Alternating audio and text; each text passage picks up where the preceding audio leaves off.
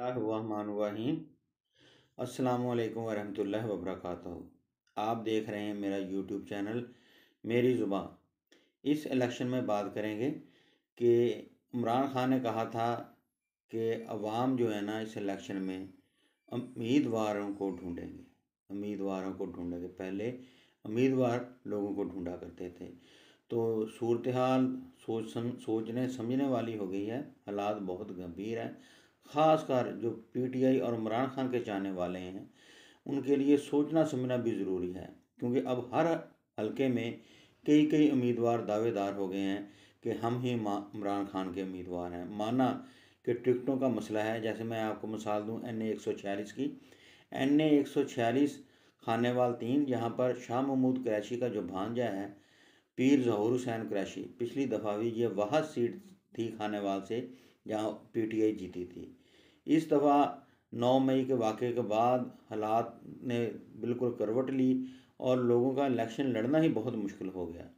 इस इलेक्शन खानेवाल में पीर ज़हूर हुसैन कुरैशी और सैयद फ़खर मां, ये दोनों पीटीआई के आखिर तक पीटीआई के साथ रहे और इमरान खान के दरीना कारकुनों में इनका शुमार होता है। और अगर कोई कैंडिडेट हो तो बात समझ में आती है। पीर ज़हूर हुसैन कुरैशी के बारे में ये वाज़ेह है कि कम से कम जब तक शाह महमूद कुरैशी तो इमरान खान के साथ खड़ा है, ये इमरान खान का साथ छोड़ ही नहीं सकता। तो इस हलके में भी अब ऐसे ही हुआ जैसे 2013 के इलेक्शन में। आपको याद होगा, ये खासकर इमरान खान के चाहने वालों के लिए मेरा पैगाम है।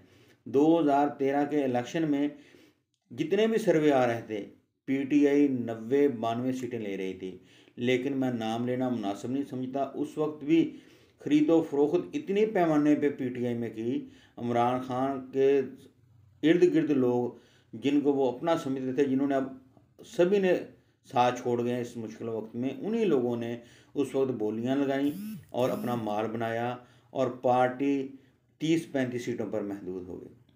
अब इमरान खान तो जेल में है। तो ऐसे ही अब जो मुनासिब है कि वकीलों के ग्रुप बने हुए हैं पार्टी में, और उन्होंने बस समझे कि उन वकीलों ने जिनका माल बनाया, समझे दूसरे लफ्ज़ों में माल बनाया है, और जिसको चाहा टिकट दे दिया, उसका कोई पता नहीं कि पार्टी से तल्लुक़ था नहीं था। ऐसे ही अब जब ये देखें कि शाह महमूद कुरैशी का जो भांजा है वो तो पार्टी को छोड़ ही नहीं सकता। पिछले इलेक्शन में भी वो पार्टी के साथ खड़ा रहा। अब भी जब इमरान खान के खिलाफ तहरीक अदम एतमाद आई, उस वक्त भी वो पार्टी के साथ खड़ा रहा और बाद में भी पार्टी के साथ खड़ा रहा। इस दफ़ा अगर अब वो आज़ाद उम्मीदवार के तौर पर इलेक्शन लड़ रहा था, हालात नासाजगार थे।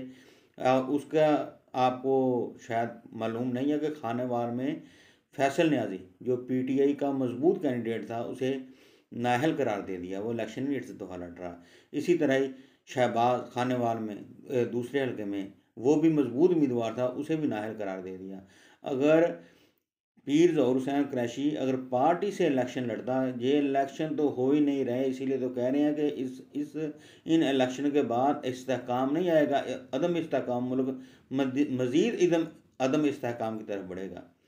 तो इस दफ़ा पीटीआई के जो वर्कर्स हैं, इमरान खान के चाहने वाले हैं, खुदारा वो सोचें कि इमरान खान को कैसे मजबूत करना है। बहुत मुश्किल हो गया है उम्मीदवारों को ढूंढना जो कि इमरान खान के विज़न पे चल रहे हैं, इमरान खान से मोहब्बत करने वाले हैं। अब मेरी रिक्वेस्ट है, दरख्वास्त है कि NA 146 में बातों में ना आए, किसी की बातों में ना आए। जो थोड़ा बहुत भी आदमी सोच समझने वाला है, वर्कर है। मैं खुद ज़ाती तौर पर 2009 से पीटीआई के साथ हूँ, इमरान खान के साथ हूँ, इमरान खान से मोहब्बत करने वालों में मैं शामिल हूँ। अब अगर हमें पता है कि पीर ज़हूर हुसैन कुरैशी ही NA 146 में इमरान खान का साथ निभाएगा, तो लोगों की बातों में ना आए और उसका साथ दें और उसकी सपोर्ट करें और उसके पैनल को कामयाब करवाएं। इसी तरह बाकी शहरों में भी ऐसी ही सूरत हाल होगी। तो ये बात यही है कि उम्मीदवारों को ढूंढें, कौन है इमरान खान के विज़न पे चलने वाला। अब रही सही कसर तो अब आज़ाद उम्मीदवार हैं।